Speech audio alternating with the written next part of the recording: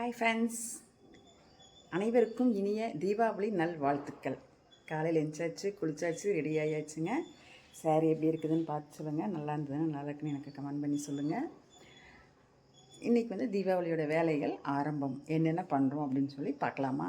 லைனாக வேலை இருக்கும், பார்க்கலாம் என்னென்ன இன்றைக்கி பண்ணுறோம் அப்படிங்கிறத பார்ப்போம் வாங்க.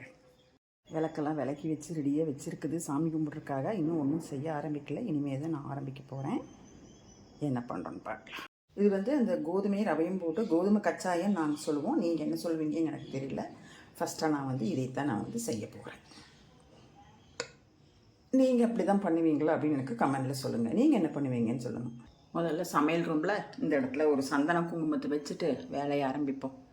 அம்மா தாயே, நல்லபடியாக இன்றைக்கி தீபாவளி செலிப்ரேட் பண்ணி நல்லபடியாக இருக்கணும் அப்படின்னு கும்பிட்டுட்டு வேலையை ஆரம்பிப்போம். கச்சாயம் வெந்திட்டு இருக்குது சாமிக்கு வச்சு கும்பிட்றதுக்காக. கச்சாயம் சுட்டாச்சு. அது கூடயே கொஞ்சம் மிக்சர் போட்டிருக்கிறேன், பூந்தி, காரா பூந்தி மிக்சர். அடுத்தது என்ன பண்ணுறது? இட்லி ஊற்றலாம். இட்லி ஆயிடுச்சுங்க. வெங்காய சட்னிக்கு நான் வதக்கி வச்சுருக்கிறேன். கார சட்னி, தேங்காய் சட்னி ரெடி ஆயிடுச்சு. தாளிச்சா போதும். காலைல டிஃபனுக்கு எல்லாமே ரெடி. நான் அடுத்தது பார்த்தீங்கன்னா நான் சாமி கும்பு ரெடி பண்ண போகிறேன். சாமி கும்பிடணும் இல்லையா?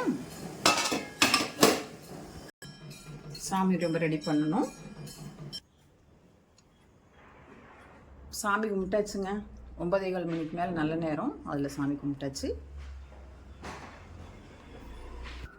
சாமி கும்பிட்டதுக்கப்புறமா கடைக்கு போய் உப்பும் மஞ்சளும் வாங்கிட்டு வந்துட்டேங்க.